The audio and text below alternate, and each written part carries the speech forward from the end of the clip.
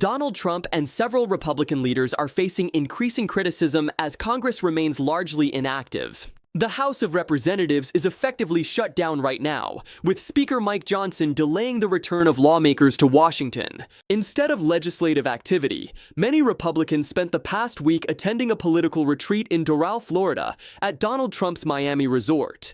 During that retreat, Republican leaders publicly presented a united front and strong support for Donald Trump. However, beneath the surface, there appears to be significant concern among some lawmakers about the current geopolitical situation, particularly the escalating conflict involving Iran. Over the past 24 hours, several Republican lawmakers have appeared in interviews across various media platforms. In those interviews, they attempted to portray the situation as controlled and strategically necessary, despite growing international tensions and concerns about the economic consequences of the conflict. In this report, we will look at statements from several members of Congress and Senate Republicans and examine how they are framing the current military confrontation involving Iran, which escalated after decisions made during Donald Trump's presidency. First, we turn to comments from Republican Senator Cynthia Lummis. While the Senate continues operating, the House remains out of session. Senator Lummis suggested that the mission surrounding the conflict has a clearly defined purpose, and that funding for military operations would likely move forward without major resistance. According to her comments, lawmakers believe the objective is clearly articulated and that Congress will understand when the mission has been completed. Based on that perspective, she indicated that additional funding requests, potentially tens of billions of dollars, could pass smoothly through Congress. Critics argue that such funding could come at a time when many Americans are facing economic pressures, including rising housing costs, healthcare expenses, and employment uncertainty. They believe that the debate over military spending should also consider domestic priorities affecting American families. Next, Representative Dan Muser offered a strong defense of the administration's approach to Iran. In a recent interview, he described the strategy as innovative and decisive compared with previous administrations' policies toward Tehran. Muser argued that past presidents had responded to Iranian threats through sanctions relief or diplomatic negotiations. In contrast, he suggested that the current approach represents a direct attempt to permanently stop Iran's nuclear ambitions. He emphasized concerns that Iran had reached levels of uranium enrichment that could potentially be used for nuclear weapons development. In his view, the administration's response was intended to prevent that outcome and signal that such developments would not be tolerated. Moving to another voice within the Republican Party, Senator Joni Ernst also discussed the broader strategic reasoning behind military involvement abroad. Ernst argued that protecting the United States sometimes requires deploying American forces overseas in order to confront threats before they reach American soil. Her position reflects a long-standing debate within U.S. foreign policy circles about whether preemptive action abroad can reduce risks at home. Meanwhile, Florida Congresswoman Maria Elvira Salazar framed the situation in more ideological terms. She argued that American leadership often presents itself as a defender of democratic values, including religious freedom, political participation, and civil liberties. Supporters of this perspective frequently describe U.S. foreign policy interventions as efforts to promote stability and democratic governance around the world. However, critics of interventionist policies argue that such actions can also create instability, fuel regional tensions, and complicate diplomatic relationships with other countries. Another prominent Republican voice weighing in on the issue has been Congressman Jim Jordan.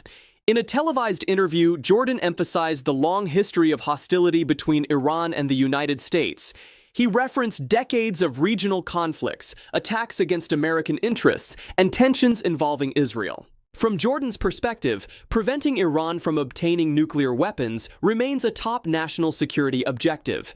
He argued that achieving this goal could require short-term economic sacrifices, such as higher fuel prices or increased military spending. During the interview, the host challenged Jordan by pointing out that Donald Trump had previously criticized earlier administrations for failing to negotiate successfully with Iran. The host suggested that if diplomacy had not succeeded, then military confrontation might contradict previous campaign messaging. Jordan responded by arguing that Trump's approach has been more effective than that of previous presidents. He claimed that Trump's administration had taken stronger steps than earlier administrations to prevent Iran from acquiring nuclear capabilities. According to Jordan, the central objective remains ensuring that Iran never develops a nuclear weapon, which many policymakers across both political parties consider a critical national security priority. The broader conversation also touched on the potential economic consequences of the conflict. Rising geopolitical tensions in the Middle East have historically had major effects on global energy markets, particularly because of the region's importance to oil supply routes. In particular, the Strait of Hormuz, one of the world's most important shipping lanes for oil, has become a focal point of concern.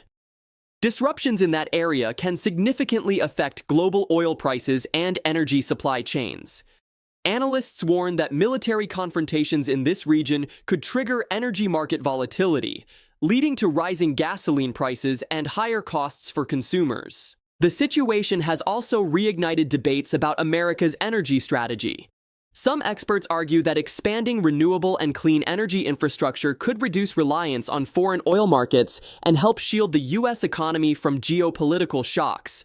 Others maintain that traditional energy production remains essential for maintaining economic stability and national security. Reports suggest that the current tensions are contributing to rising oil prices, prompting comparisons with previous energy crises in U.S. history, including the major disruptions of the 1970s. Supporters of energy diversification argue that a stronger domestic clean energy sector could provide economic resilience while also creating new jobs and technological innovation. Meanwhile, diplomatic concerns continue to grow regarding alliances forming around Iran.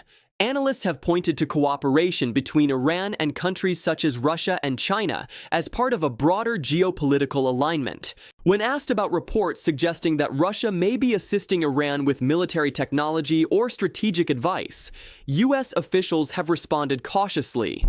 Some officials say there is no publicly confirmed evidence they can discuss, while acknowledging that regional partnerships and strategic cooperation between these nations remain an ongoing concern. Military analysts also note that Iran retains significant capabilities, including drone technology and naval assets that can disrupt shipping in the region.